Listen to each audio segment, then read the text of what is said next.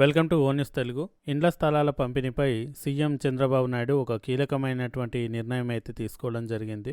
గ్రామాల్లో ఉన్న పేదలకు ఇళ్ల స్థలాల పంపిణీ విషయంలో ఆంధ్రప్రదేశ్ ముఖ్యమంత్రి నారా చంద్రబాబు నాయుడు ఒక కీలకమైనటువంటి నిర్ణయం తీసుకోవడం జరిగింది. ఎన్నికల హామీని నెరవేరుస్తూ గృహ నిర్మాణ శాఖ రివ్యూలో చంద్రబాబు నాయుడు అయితే ఈ నిర్ణయం అయితే తీసుకోవడం జరిగింది. చంద్రబాబు నాయుడు ఎలాంటి నిర్ణయం తీసుకున్నాడు అనేది పూర్తి వివరాలు ఈ వీడియోలో తెలుసుకుందాం. ఈ వీడియోని ఫస్ట్ నుంచి లాస్ట్ వరకు ఎక్కడ కూడా స్కిప్ చేయకుండా చూడండి. అప్పుడు మాత్రమే మేము చెప్పే ఇన్ఫర్మేషన్ మీకు కరెక్ట్గా అర్థమవుతుంది. అలాగే ఈ వీడియోని లైక్ చేసి మాకు సపోర్ట్ చేయండి. చాలామంది వీడియో చూస్తున్నారు కానీ లైక్ అండ్ సబ్స్క్రైబ్ అనేది చేయడం లేదు. ఎందుకంటే మీ లైక్ అండ్ సబ్స్క్రైబ్ అనేది మాకు ఎంతో సపోర్టివ్గా ఉంటుంది. ముందు ఇలాంటి ప్రభుత్వం నుంచి రిలీజ్ అయ్యేటటువంటి కొత్త పథకాలకు సంబంధించినటువంటి పూర్తి సమాచారాన్ని తెలుసుకోవడానికి మన ఛానల్ని సబ్స్క్రైబ్ చేసి పక్కనున్నటువంటి బెల్ ఐకాన్ని క్లిక్ చేయండి. ఇక లేట్ చేయకుండా పూర్తి వివరాలు చూద్దాం. గ్రామాల్లో ఉన్నటువంటి పేదలకు ఇళ్ల స్థలాలను పంపిణీ విషయంలో ఆంధ్రప్రదేశ్ ముఖ్యమంత్రి అయినటువంటి నారా చంద్రబాబు నాయుడు గారు ఒక కీలకమైనటువంటి నిర్ణయం అయితే తీసుకోవడం జరిగింది. ఎన్నికల హామీని నెరవేరుస్తూ గృహ నిర్మాణ శాఖ నిర్వహించినటువంటి ఒక రివ్యూలో చంద్రబాబు నాయుడు ఈ నిర్ణయం అయితే తీసుకోవడం జరిగిందనమాట. రాష్ట్ర సచివాలయంలో సోమవారం నాడు హౌసింగ్ శాఖపై ముఖ్యమంత్రి ఒక సమీక్ష సమావేశం అనేది నిర్వహించడం జరిగింది. ఈ సందర్భంగా పలు కీలక అంశాలపై మంత్రులకు అలాగే అధికారులకు చంద్రబాబు నాయుడు కొన్ని సూచనలు సలహాలు అయితే ఇవ్వడం అయితే జరిగిందన్నమాట.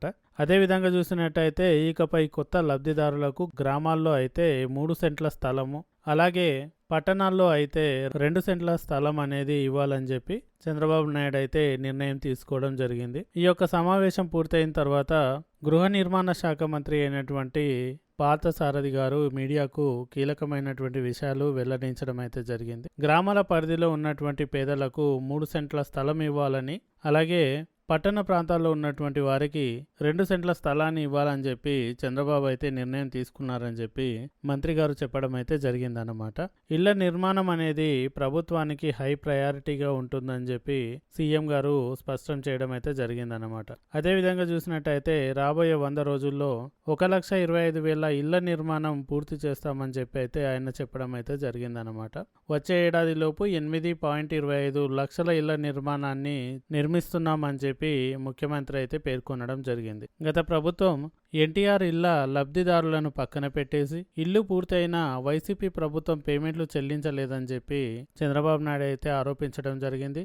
అలాగే అలాంటి బాధితులు ఎవరైతే ఉన్నారో వాళ్ళందరికీ కూడా మేము చెల్లింపులు చేస్తామని చెప్పి అంటే ఏదైతే మిగిలిపోయినటువంటి పేమెంట్లు ఏవైతే ఉన్నాయో వైసీపీ ప్రభుత్వంలో ఇల్లు నిర్మాణం జరిగిన తర్వాత కూడా ప్రభుత్వం నుంచి పేమెంట్ అనేది రాలేదో వారందరికీ కూడా ఆ యొక్క డబ్బులని మేము ఇస్తామని చెప్పి చంద్రబాబు నాయుడు ప్రభుత్వం అయితే ముందుకు రావడం జరిగిందనమాట.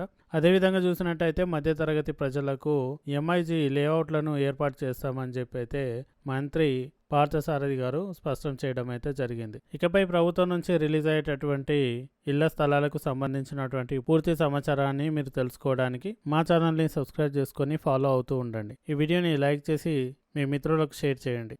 Thank you for watching.